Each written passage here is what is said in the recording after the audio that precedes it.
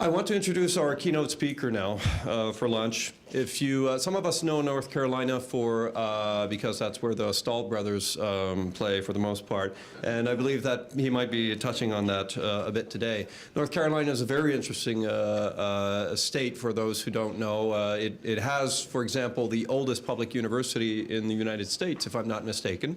Dr. Hardin represents that university. North Carolina itself is in a state, an economy that's gone through radical transformations over the last century.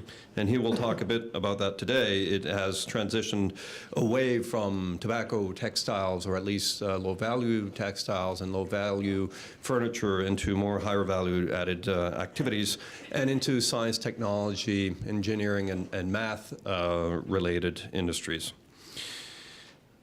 Dr. Hardin himself is affiliated with the University of North Carolina. He will speak today on the Triangle, as it is called. He is the Executive Director for the North Carolina Board of Science and Technologies. Since 2003, he's been there. The board advises and makes recommendations to the North Carolina Governor, the General Assembly, the Secretary of Commerce, and Economic Development Board on the role of science and technology in economic growth and in development. He holds an adjunct assistant professor position in the Department of Public Policy at UNC Chapel Hill, teaching courses on American politics, public policy, science policy, and policy analysis. Now, alphabetically, UNC follows UNB. However, as you may know, UNC is one of the top research institutes in the United States. We're very fortunate to have him here. I introduce to you Dr. John Hardin.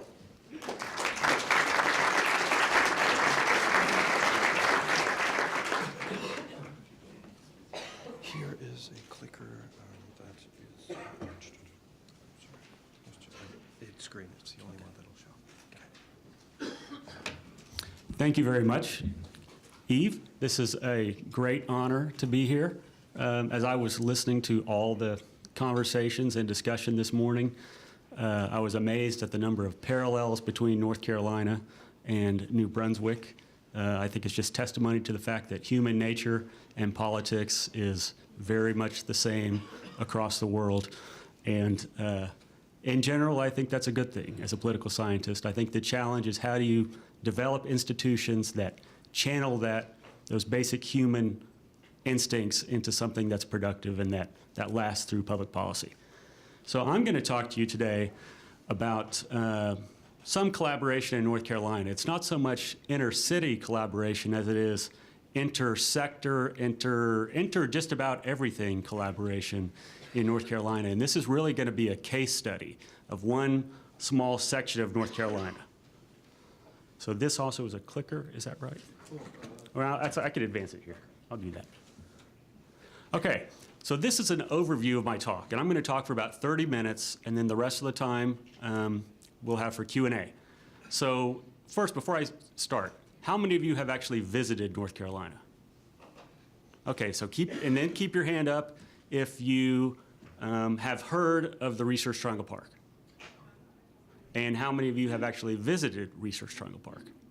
So one person, it looks like. Okay, that's good. That means that I know a lot relative to you all, and so you don't know whether what I'm saying is correct or not. And also, I'm an expert because, number one, I have a suit on, and number two, I'm from out of town. And so those two things make me an expert. So I'm going to talk about RTP, and that's what we call it in North Carolina, is RTP. I'm going to tell you the history, some of the success factors and lessons learned. Some of those will be transferable to here. Some of them will not. Then I'm going to talk about the future plans for RTP, and then I'm going to talk about even things beyond RTP just a bit. Okay, so Research Triangle Park, or RTP, is a planned research park started in 1959, so before the Byrne Commission. And it was started by leaders from all three sectors: business, academia, and government. And actually, government probably had the smallest role in RTP. It was the initiator, but it was not the executor of RTP. And a lot of people, even in North Carolina, don't understand that. It's the largest park, research park in the US as measured by number of employees and actual land size. And you can see the mission there as stated in RTP, and that was the mission that was stated way back in 1959, and it's the same mission that they have now, and it's basically to bring together academia, industry, government, universities, everyone together to promote science and technology-based economic development for the good of the state and even broader regions beyond that. So this is where North Carolina is located. Most of you probably knew that. The little flashing red dot is actually RTP within North Carolina. I noted last night that Fredericton is actually on this map too. It's actually listed there. And so you made it on the map. So zooming in a little bit into North Carolina, where is RTP within North Carolina? This map shows you several things. As you can kind of see the dark spots there, that's essentially population, or cities with a population over 15,000. And so probably half of North Carolina's population is along this interstate corridor. That's Interstate I-85, and it turns into Interstate 40 along here. This is the Research Triangle region that's bordered by 3 cities. Durham in the northern part, that's where Duke University is. Raleigh in the southeast, that is where North Carolina State University is, and that is the largest public university in North Carolina with about 29,000 students, I think. It's also the state capital of North Carolina. And then Chapel Hill, where the best basketball team in North Carolina is located, and also the University of North Carolina at Chapel Hill. And this is really the high-tech mecca of North Carolina, and you can see the distances there. I live right about here in Durham, but I work downtown in Raleigh, and I sometimes teach in Chapel Hill, so I make the whole Triangle Circuit on a regular basis. So zooming in a little bit more, you can see the actual triangle area and the population. So the total population of this whole area, including the cities and everything in between, is about 1.9 million. This is where North Carolina State University is, but you can see those squares. Those are also other universities in the area, private universities. Then we have UNC Chapel Hill, Duke here, NC Central University is a public university, a historically minority university. All told, there's about 94,000 university students in the area. So there's a high concentration of university students and university presence. And you can see the city size also. That's about 500,000 people. That's 250,000 people. And Chapel Hill is about 58,000. And so, this is the most important thing, actually. This is the PNC Arena. That's where the Carolina Hurricanes hockey team plays. I drive by that every day. And even more important, here's Rod Brindamore in 2006 holding the Stanley Cup. And we're not doing so well now, but in 2006, we were really on top of the world. And we have a losing season now. But we're working on it. Okay, so here's an even more detailed view of RTP. About 80%, there's 170 organizations in RTP. And it's essentially 13 kilometers long, I think, and about 3.2 wide. I've got those stats in a minute. There's about 170 organizations there. The vast majority, 80% or so, are focused on R&D. There's special zoning in the park. That means it's designed to house only R&D or manufacturing organizations. You can't have retail there. You can't have residential there, at least for now, but that's going to change soon, and I'll tell you about that in a minute. By design, there's supposed to be a lot of green space. It's supposed to be like a park, which has been great for 50 years, but that model is changing, and I'll talk about that at the end of my talk. So only about 15 to 30% of each lot can be developed, and in the 1980s, to promote even more development in RTP, they changed the tax laws so that a tenant in North Carolina or in the park did not have to pay taxes both to the city and to the county. They only have to pay taxes to the county, which lightens the tax load, which makes it much more favorable for business to locate there. And by the way, I should say, I am by no means an expert on city, regional planning or development or taxes. I'm more of a state-level person who approaches things from the policy level, but if you have questions about some of these details, I may be able to answer them. So this is an actual sign that you see on Interstate 40 when you are entering Research Triangle Park. These are some quick facts about Research Triangle Park. You can see how big it is. You can see how much capital investment is involved. 170 companies, 80% of those companies, or at least the employees that work for those companies, they're multinational companies. They're not just serving the local area, they are serving the world. And North Carolina has 100 counties, and all 100 of those counties, each one has some sort of link economically and socially to Research Triangle Park. So Research Triangle Park, being located in the heart of North Carolina, reaches out way beyond just that heart. But it's also true that the farther out you go, the smaller the impacts economically and socially of the park. And that's one of the challenges of the park. Okay, so the current makeup of the park. And these stats that I'm showing you here actually came from the Research Triangle Foundation. And the Research Triangle Foundation is a 501c3 organization that is essentially the landlord for Research Triangle Park. It owns the property, leases it to companies, and gathers a lot of statistics about the park and also recruits companies to the park. As you can see, the makeup is heavily focused on life sciences, and that's a product of the nature of our research strengths at the universities. We also, in the 1980s, made a strategic initiative on biotechnology.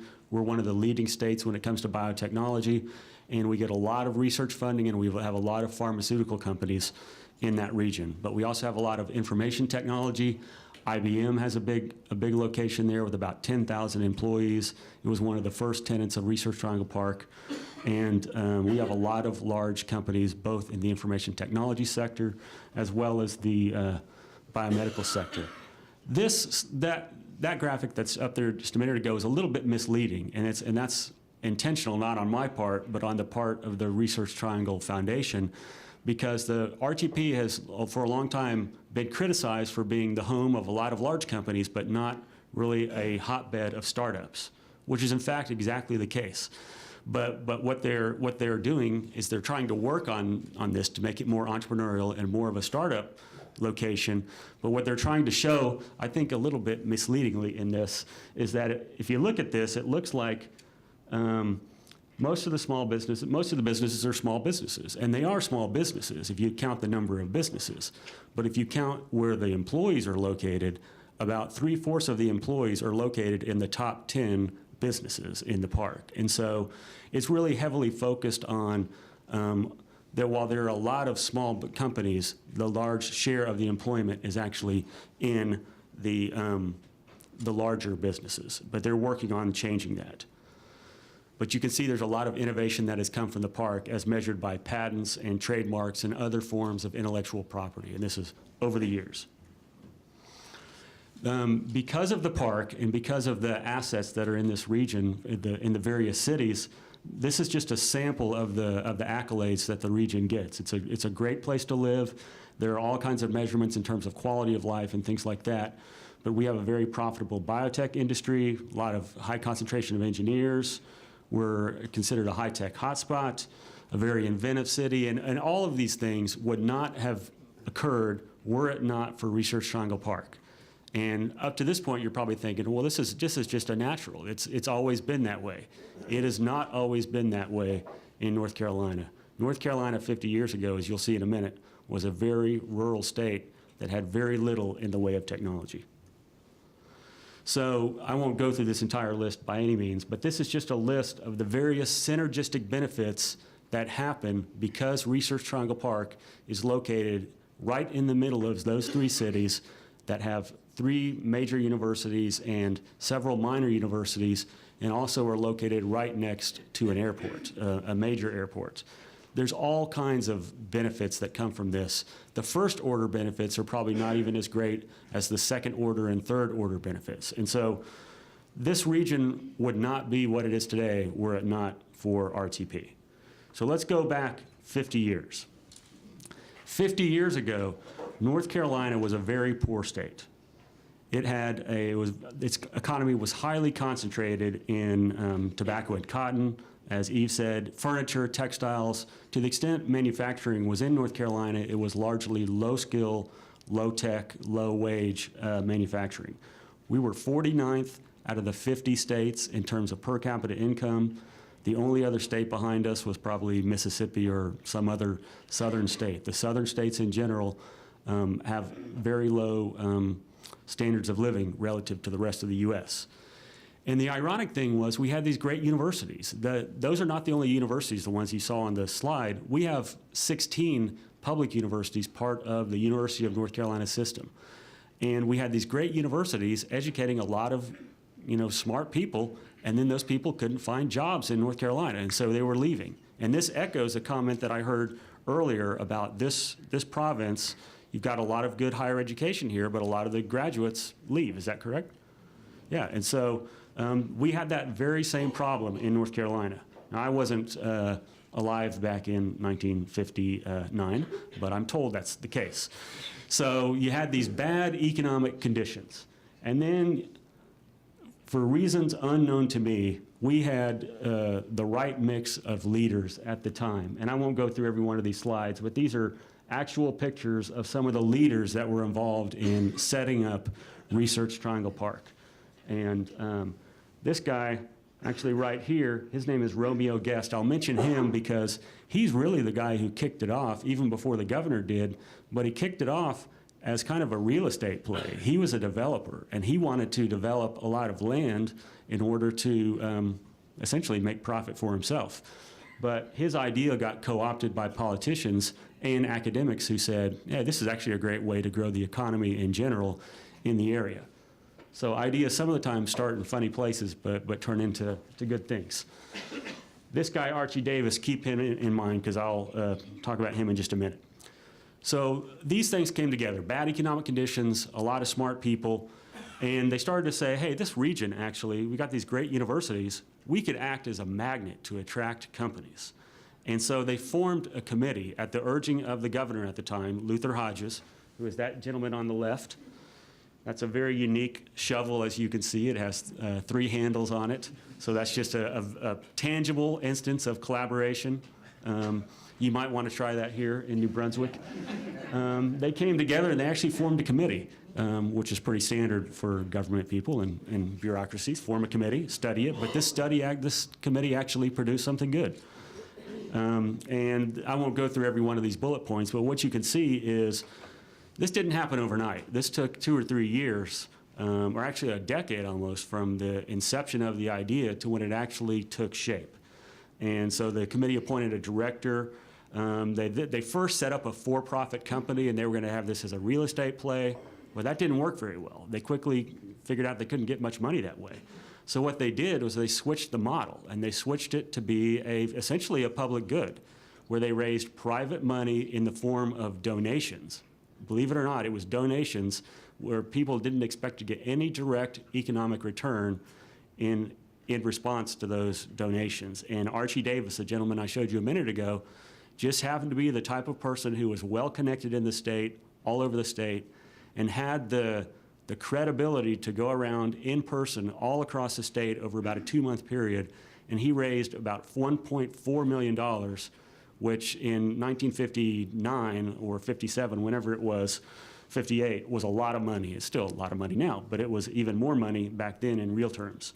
So what they decided to do was, let's get rid of this for-profit company. Let's set up a not-for-profit Research Triangle Institute. This is going to be a not-for-profit venture, and we're going to start marketing this. We're going to buy up a bunch of land. So they bought up. Luckily, there was fortuitously, there was a lot of vacant farmland there that could be bought up right not too far from the airport. And so they collected all the money, they bought up the land, and then they went about marketing this region all across the country. And the first tenant they had was a company called Chemstrand, and it announced in 1959, and that was the first big win for Research Triangle Park. And then this is just the whole list of the things that followed since then. Anything from government agencies located there to big corporations like IBM, Burroughs Wellcome Fund, the National Humanities Center, even nonprofits like that. RTP, over a series of years, became a magnet for intellectuals and for research and development companies and things like that. Now, when you look at it on a single slide, it looks like it happened pretty quickly. But if you look at the dates on that slide, what you'll see is that's a long time period. That goes, that's almost a 50-year period right there. And that's one of the lessons, is that RTP did not happen overnight, and it did not happen accidentally. And you'll see in a minute that it really kind of built on itself. And actually, here it is. What you can see is in the first few years, actually the first almost 25 years, there wasn't a lot of growth if you measure that growth by the number of companies and the number of employees. But it really kind of kicked into gear in the 1980s. That may be correlated with the tax changes. I don't think it's all due to the tax changes, but I think to some extent it is. And it's one of those things where it kind of snowballed. The more it grew, the more people heard about it, and the more people were attracted to it. And actually, the amount of marketing for RTP didn't have to increase over time. It began to kind of market itself. It got a reputation, and it built on itself. But as you can see at the end there, in the last several years, the employment hasn't gone up. In fact, it's gone down. And that's one reason why RTP is having to change its model. And that'll be the kind of final part of my presentation. Okay, so what did we learn from all that, or what have we learned from that? First, and these are kind of the takeaway points that I think are relevant, that span geography and would apply as well here as they would anywhere. Now, there may be a difference in scale and concentration here than there is in RTP, but I think the lessons are very similar. Clearly, the universities are the driving force for RTP. And it wasn't just any old set of universities. They were, number one, very strong universities, and number two, each one had different strengths. Duke is a very different institution. It's a private institution, very different from UNC Chapel Hill and NC State, and they all are complementary but different. So that's number one. Two, we had really strong and committed leaders. I don't know how you generate strong, committed leaders. I think it was kind of an accident of history that we actually had these strong, committed leaders at the same time that we had the challenges that we had at that time. And all of these things are going to sound like common sense, and you probably are going to say, well, I would have known this before he gave this presentation. But the fact is, a lot of life is common sense, and a lot of life really comes down to execution. And in this case, North Carolinians executed well. We also had the citizenry of North Carolina. It's not as though, well, there's now 9.5 million people in North Carolina. I'm not sure how many were there in the late 1950s, but it's not the case that all North Carolinians knew about RTP. But the ones that Archie Davis approached generously gave their money and their time to help RTP develop. It was really almost a private venture more than a public venture. And then the fourth factor is, I think we were just lucky that all these things kind of lined up at the same time. And we also had good timing in that if you go back 50 years, we essentially had a first mover advantage. There weren't a lot of research parks back in the 1950s. There was the Stanford Research Park in California. Boston had a research park around MIT and Harvard. But other than that, there wasn't a whole lot. So we were kind of the first kids on the block, or the third kid on the block. And so that helped a lot. One thing that also is really important in present times is, again, the Stanley Cup. We're strong in hockey, and that contributes to the quality of life. I just had to throw that in there another time. And then here's the secondary factors. I'm not sure that many consultants, if they were recommending how to develop a project like this, would say, go out and raise money through private investments rather than, private donations rather than investments. I think almost any consultant would say, make it an investment proposition. And that's what they tried, but it didn't work out in our case. Luckily, they were able to switch in a relatively short order into an approach that did work. Another factor that's important is that one of the first tenets of RTP was Research Triangle Institute, which is a nonprofit, essentially a think tank, kind of like Battelle or RAND along those lines. There's, I think, 5,000 employees in Research Triangle Institute worldwide. Not all of them are located there in RTP, but the headquarters is there in RTP. And they pull from all the universities and also feed the universities, and a lot of collaboration. It helps that we are on the East Coast. Almost right in between, north-south, in between New York City in the north and Boston, and Atlanta down south. We're kind of right there in the middle. We're the biggest area in between. We had a supportive infrastructure. We had a good, North Carolina is very well known for having a good highway system, a good educational system. So those things were in place. And in general, we have a great quality of life in North Carolina. It's not quite as cold as it is here, unless you're in the mountains. It doesn't snow as much as it snows here. Although a few years ago, we did get 22 inches of snow in a 24-hour period, which was a major deal for there. People freak out when there's 2 inches of snow, and so it's a really big deal when there's 22 inches of snow. Okay, here are some of the lessons learned. These are also probably pretty obvious, but I'll state them.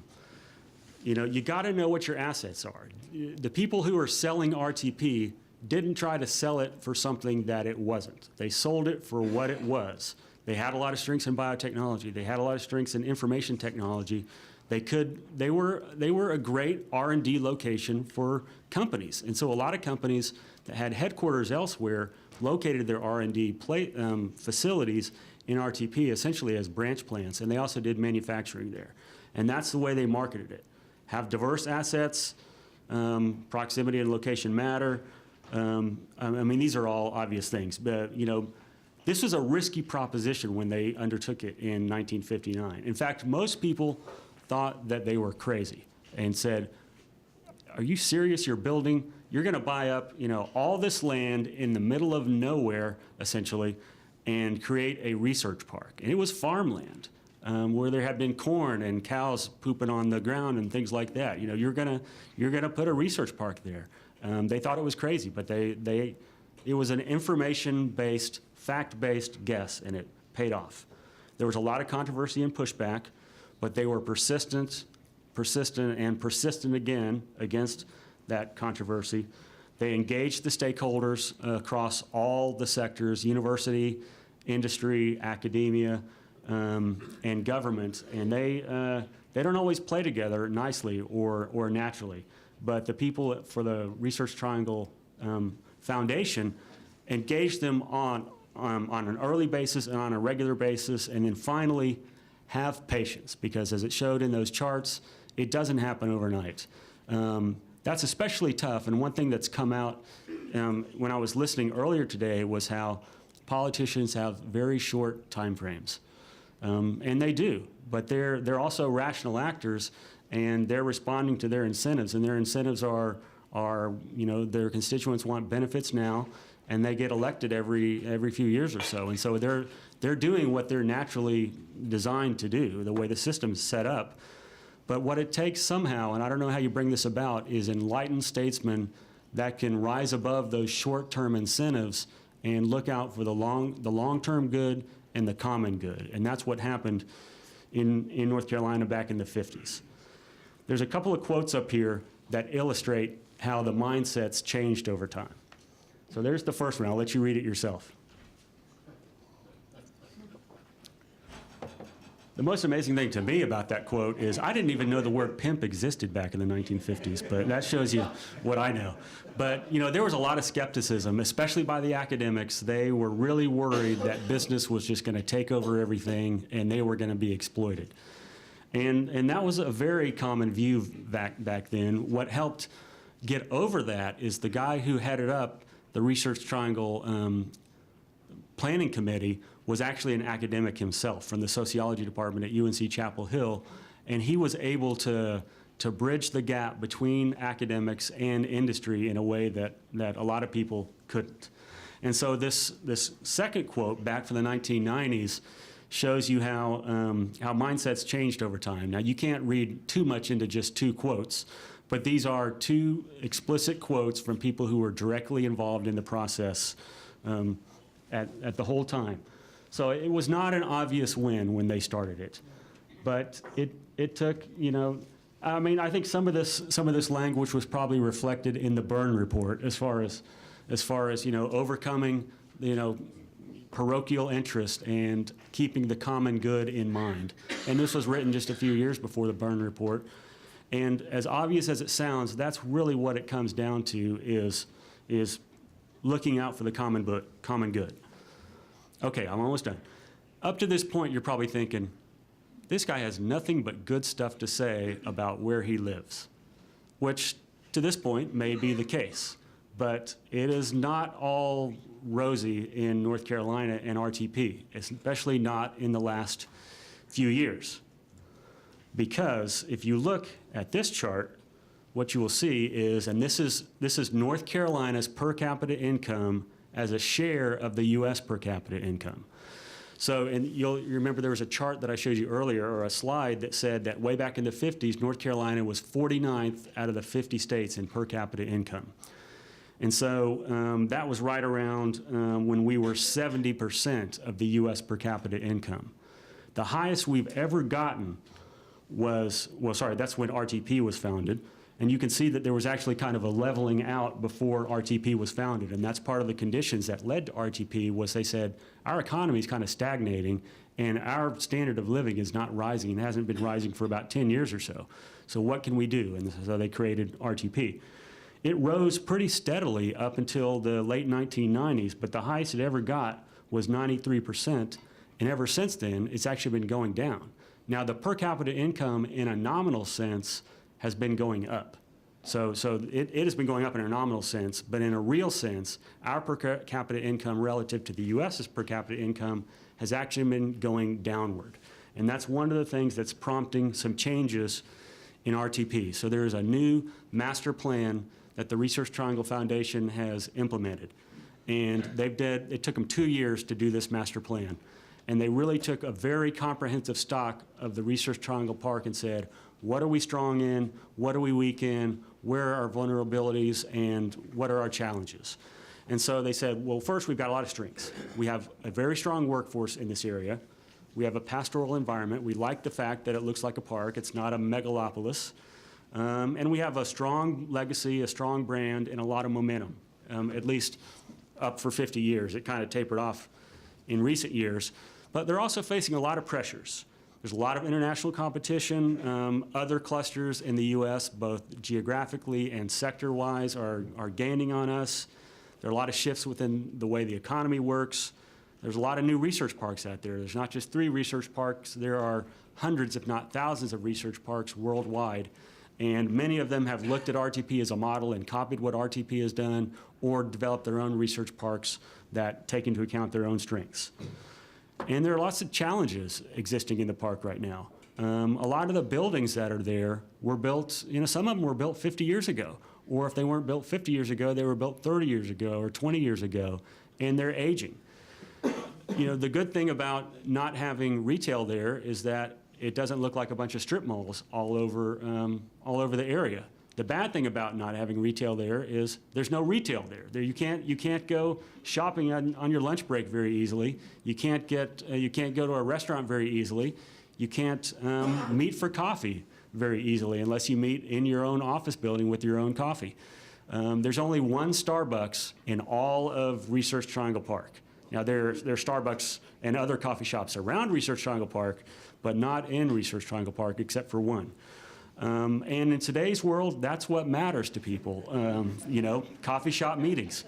And there are also restrictions on how the land can be used as far as there can't be any residences in RTP. And so it would hollow out at night. It was very active during the day, except it was active, everybody in their little silos. They weren't interacting amongst each other. And then at night, everybody goes home to their homes in Raleigh, Durham, or Chapel Hill, or the surrounding areas. People work differently than they used to. The traffic is getting heavier than it used to. We're highly dependent on cars. The U.S. is not very good when it comes to mass transit. We have a bus system, but it's not the greatest. We don't have a light rail system. They've been talking about light rail in the area for 20 years, but have never been able to pull it off for some reason. And there wasn't really as much unity and cooperation among the cities as people thought there should be. They still, despite having RTP in the center and that being a well-known brand for the region, there were still essentially 3 separate cities that came together during the day in RTP and then went their own respective ways at night. And also, finally, because of the zoning restrictions, there's only so much more of RTP that could be developed. If they maxed it out, under the current zoning restrictions, no more than 30% could be developed. And so it just couldn't grow anymore in terms of, and there are also height restrictions on how high the buildings could be. So they couldn't go out and they couldn't go up. So what they did was they developed this master plan. And there were 3 objectives that guided that. Number 1, they wanted to retain the good things about RTP and keep the companies that were already there. They didn't want to lose the good that they had. Number 2, they wanted to grow RTP. They can't grow it, horizontally, but they can grow it internally in terms of density, and they've done that through some zoning restrictions. And 3, they want to do a better job of broadening its appeal to more than just big companies that have R&D facilities there. They want to diversify the types of companies and the size of companies across different sectors, because the more diverse your economy is, the more it can withstand recessions and things like that. So number 1, they wanted to have more density, but also more nature. And the way they achieve that is, it sounds contradictory, the way they achieve that is certain areas can be very dense.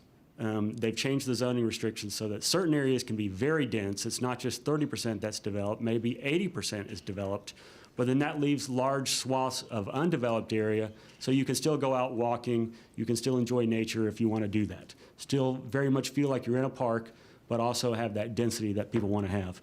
So they do that through cluster development, through 21st century amenities, i.e. coffee shops, and through sustainability, through being more environmentally friendly with the way they do their planning. And so this is the transit system that runs through the park.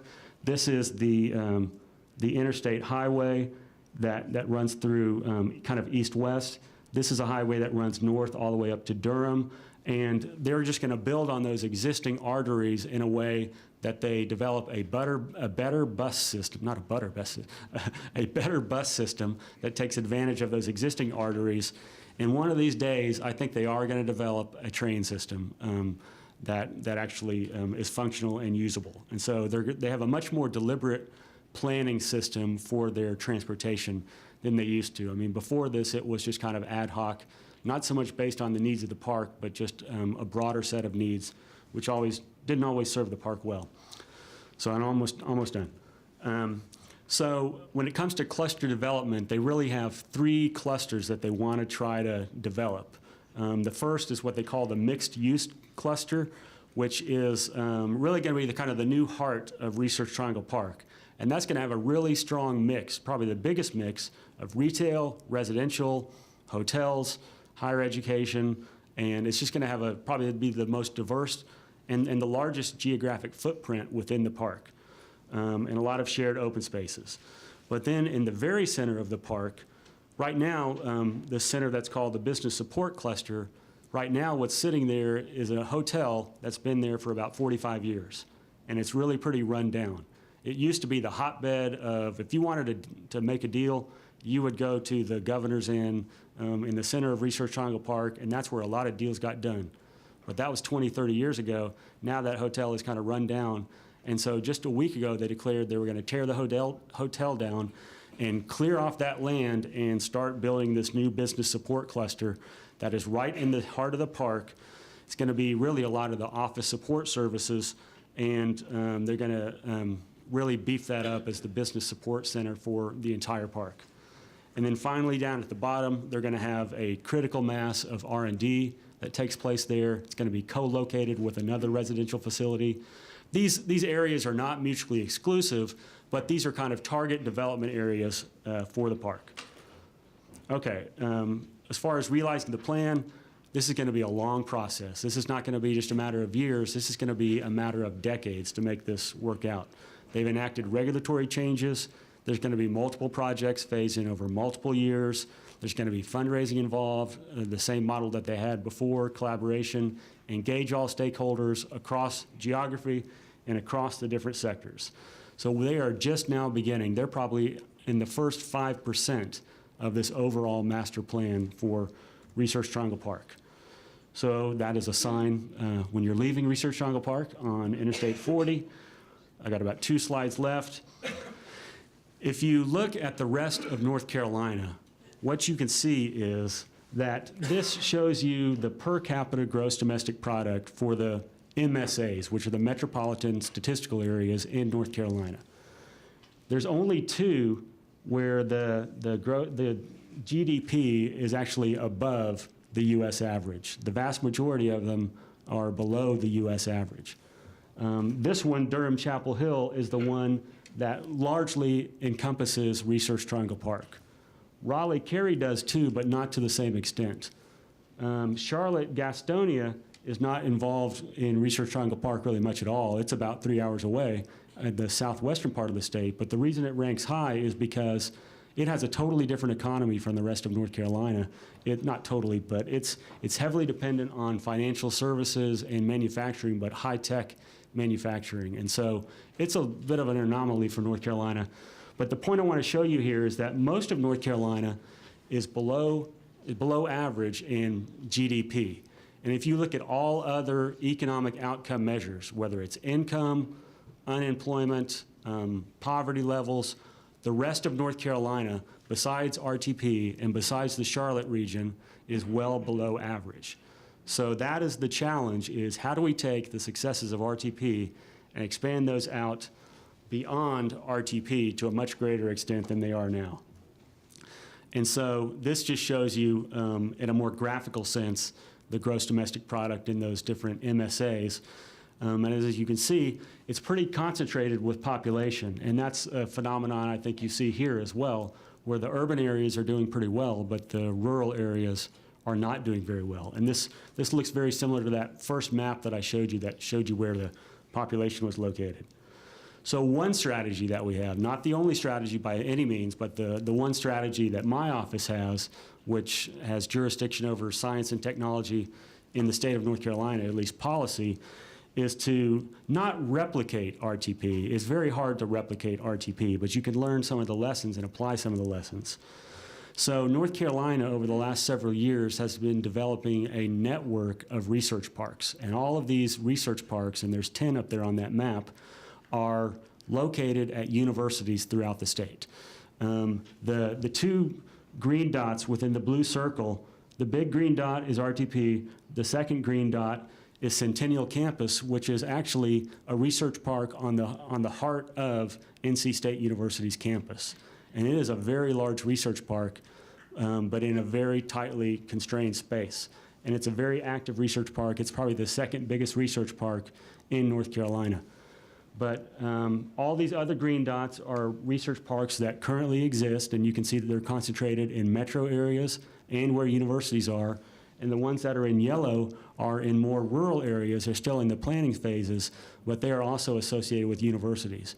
So what we're trying to do here is co-locate R&D and innovative activity in areas where there is both a concentration of people and or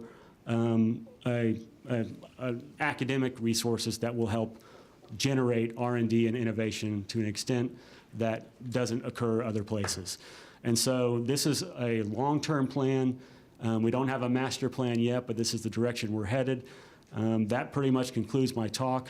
I don't know if I went over time, but hopefully that was insightful, and I'd be happy to answer questions.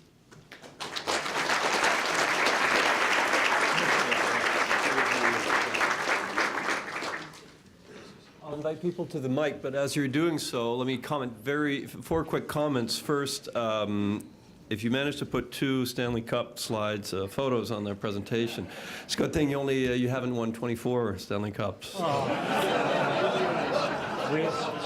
We haven't been around as long as far as a team. Number 2, I want to point out how generous Dr. Hardin was in donating his time and traveling all this way from North Carolina. Really, really grateful. I hope the gift is something my wife will like.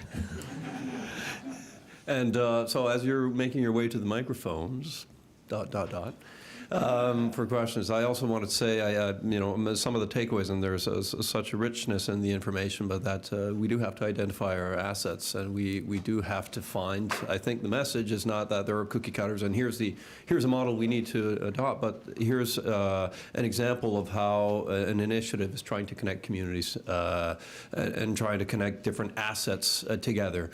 And the other point has to do, I think, with execution. If we know it's there, if we know where the assets are, we need to make them work. I believe we have a question here. Yes, it's a very generic question, so, Yes. but it's in the same line as I think how that system was developed in your state and the discussion that we are having here. And essentially, you have an organization specialized in research that is connected to the academic world, to the industry and so on, and you provide a center for excellence. And whatever happens, you try to adjust that system so that it works for the future. And I think a lot of the discussion we're having here is in relation to the structure of municipalities. Right. And what municipalities, how they should be structured, and how, and of course, if you want to look at it very generally, there can be many different structures for a municipality. What my question is isn't it fundamental before deciding what type of structure a plan like that has or a municipality should take is to have a vision for what we anticipate as being the future economic development that will affect that institution or that municipality? Yeah, I think that's a great point, and I don't know if I stressed this, but that's really what enabled the good execution around RTP to bring it about was a vision. And when Archie Davis went around asking people for private donations, they articulated a vision about, first they articulated a problem, a challenge, and that is a lot of our well-educated graduates are leaving the state, and we have brain drain, and we're losing a lot of smart people, and they're going to other states. So how do we keep our smart people, you know, and then when he was talking to people, how do we keep your children, your sons and daughters here in North Carolina? And that's a pretty compelling argument. And they actually, way back in the 50s, developed a lot of besides just articulating a vision in words, they articulated it with models, where they said, you know, here's what buildings would look like in RTP, and here's what it could produce. I mean, they had a shining vision that they used to rally people. You know, it's easier to rally people behind a vision and an idea than it is around specifics of execution. And you can't really get down to the execution until you at first have buy-in on the vision. And that's what really brought it about, I think. And I can't state enough how it was. I mean, if you were to play this scenario over again, I'm not sure it would work out the same way. Like if you ran a simulation 1,000 times with the same ingredients, I'm not sure they would all line up the same way. I mean, it was really lucky that they all lined up the same way this time. But what held things together was, number one, a compelling vision, and number two, leadership that carried that vision forward. And I mean, it really comes down to leadership. I am not an expert on leadership, so I don't know how you inculcate that in people. But that's what it takes, is somebody that compels people to rise above their own parochial interests for a more common good. Thank you. The book that's written about, there's actually a book written on the history and development of RTP, and the title of the book is called A Generosity of Spirit. And the reason it's called A Generosity of Spirit is because that's what it's all about, the generosity of the spirit of the people of North Carolina, as cheesy as that sounds, that actually brought this together. The second part of there's actually two books. The second part is more on the history and development of RTP. The title of that book is called It's a Long Time from Seed to Harvest. And basically it's to say that they had a great idea when they came up with RTP, and they did a good job of kicking it off, but it took it decades before it really ramped up to what it is now.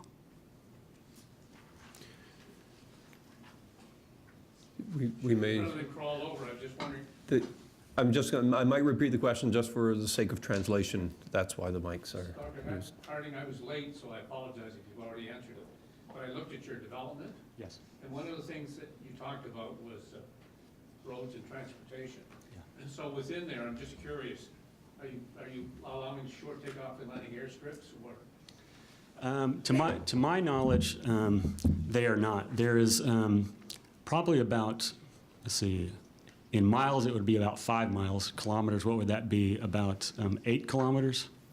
Yeah, so about 8 kilometers to the east is the Raleigh-Durham Airport, which is a large airport, and they have international flights there. But they also have private planes as well. And so I don't think there's really any need beyond that airport for smaller planes. So you took that into consideration? Yeah, yeah, and that's one of the factors why RTP works, is because it's not hard for people from other states or other countries to get there. Greg Keeley, University of New Brunswick. I'm wondering a bit more about scale. You gave us statistics on the population of the three-city region, which actually more or less is the population of the province of New Brunswick, so not the state of North Carolina, just the three cities. In addition, you told us something about the number of students, which I think exceeds, as a measure of university size, exceeds the total of New Brunswick University system by a long shot, actually. The other measure that's often used when thinking about these things, of course, is external research dollars into the university system. I don't know if you have the statistic offhand, but I'd be curious about what the external research dollars is for those 3 campuses. Yeah. And then I'd like to make a comment after that. Okay, gotcha. I don't know if I know it for the 3 campuses, but here I can give you 2 statistics. For the UNC system overall, which involves all 16 UNC institutions, those are all 4-year public universities in North Carolina, the total is more than $1 billion annually in terms of R&D sponsored funding each year. Now, the vast majority of that comes from UNC Chapel Hill, or comes to UNC Chapel Hill and NC State University, especially UNC Chapel Hill, but it's a little misleading because the reason so much comes into UNC Chapel Hill is because they have a large medical school there and they do a ton of biomedical R&D. And the National Institutes of Health is one of the largest funding agencies in Washington. I think statewide the total is about $2 billion annually. And so if you count Duke, which is on the order of UNC Chapel Hill, and Wake Forest University and all the other universities, and there are, I think, 36 private colleges and universities in North Carolina, it adds up to about $2 billion a year. Okay, just so we get scale in mind for everybody to think about as we talk about this. So by my rough numbers would be the total New Brunswick post-secondary system would enroll about maybe 20,000 students, and that's probably high. The total research dollars to the 4 public New Brunswick universities would be on the magnitude of maybe $65 million. Oh, wow. Yeah, and most of that is that's at the University of New Brunswick, but we're still talking $50 million. Right. Your multi-billion dollars, put into Canadian context, the only Canadian university that does more than $1 billion, and it just cleared the $1 billion this year, last year, is the University of Toronto. Mm-hmm. So my point is not to be pessimistic, actually, although that might have put a little bit of a reality check in here. My point is actually to tell a story about what is possible, even given these differences of magnitude. Those of you from Fredericton will be aware of this little research park we have called the Knowledge Park. Now, rather than being 50 years old, it's actually only about 15 years old. Yeah. It's on UNB land, and the research that UNB was doing 13 years ago was considerably less than what it does now, less than half of what it does now. And the Knowledge Park now has 5 buildings and has had spin-out companies, mainly related to the University of New Brunswick or University of New Brunswick's people, that actually 2 years ago were the 2 biggest merger deals in Canada with a magnitude of about $1 billion. They were both in the ICT sector, which is what that park specializes in. Yeah. I guess my point is that what we need to do is more of that along the lines of the model that you suggested, although that's much more ambitious than we need to be because we don't have that many post-secondary institutions. But we do need to, there is a small cluster equivalent to the one here at the University of Moncton, which needs to be developed further. And there certainly is lots of room and there's lots of discussion that Robert McKinnon, my colleague at the University of New Brunswick St. John, is involved in about, and you probably talked to him on the way up about it, about doing something similar in St. John. So I think the role that the universities have played in North Carolina can be duplicated in New Brunswick. Everybody needs to keep in mind scale, and perhaps most importantly, keep in mind time. So we've had 15 years, they've had 50. And there needs to be patience with this.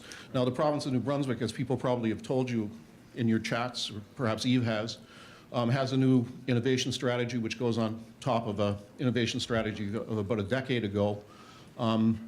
If these things are consistent and don't fall prey to every political change that takes place, then I think there's reason for optimism and building over time. But the consistency of political purpose that goes beyond partisan politics, I think is absolutely crucial.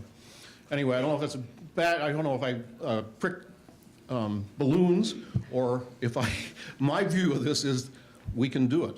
Thank you. I think you can too. I think you have to know what your strengths are and have a realistic vision in mind. We don't try to compete with Silicon Valley, for example. Silicon Valley is a very different ecosystem than what we have. So we intentionally do not try to be Silicon Valley. We don't try to be Boston either. We try to be the best RTP that we can be and the best North Carolina that we can be. But even despite all our successes, it's still a constant challenge. Our legislature, 50% of our legislators now are either in their first term or second term, and most of them came in very uninformed and a high percentage from rural areas. And they don't see the direct benefits from research and innovation to the extent that the urban legislators do. And so we have to educate a whole new batch of legislators, and they are actually cutting funding to the higher education system rather than increasing it. So it's a constant challenge. I'm going to take one more question, and I'm going to make an executive decision because I don't want to lose handle on the time. So here's what I'm going to propose, and I need your cooperation, is that we have a health break, and that, i.e., we have a coffee. It's not Starbucks, but we have a coffee top-up system in the foyer. So if you promise not to leave more than 5, 6 at a time, and we will stop you, if, that you can go get your top-up and then reconvene, because we'll be convening the following panel, or there was supposed to be a 15-minute break, but we're at that point. So we'll just keep going. If you need to step out, please, in moderation. And so Maurice had a question. Maurice Basque, University of Moncton. As you can hear by my accent and the title of our university, New Brunswick also is very different from North Carolina. It has 2 official languages. And we have a social contract in this province, and it's in the Canadian Constitution that major institutions are in both languages, so right. Research should be also in both languages. So that's just a supplementary challenge for us here in this province. My question is, you were talking about legislators, and in the beginning of your presentation, you told us that the state of North Carolina was not that much involved. It was more academia, the business sector, the private sector. Has that been constant over the past 50 years? Because you're saying now that they're becoming like other legislators. Of course, they want to cut in the right. research section, leaving it more to business. That's been relatively constant to the extent that state government was involved. It's largely been through the executive branch. The governor was the one who first convened a task force to study whether something like this was even, a vision or possible. The legislature has been involved very little, except when asked to be involved, and that's to back in the 80s change the tax code to make it so that, or where it was easier to attract businesses, and then the zoning regulations in the recent history. But the legislature has not been involved very much. Most of the economic development that has occurred in RTP has been led by the private sector and the universities or the executive branch through the Department of Commerce. Alors, encore une fois, un grand merci, great thank you to Dr. Hardin.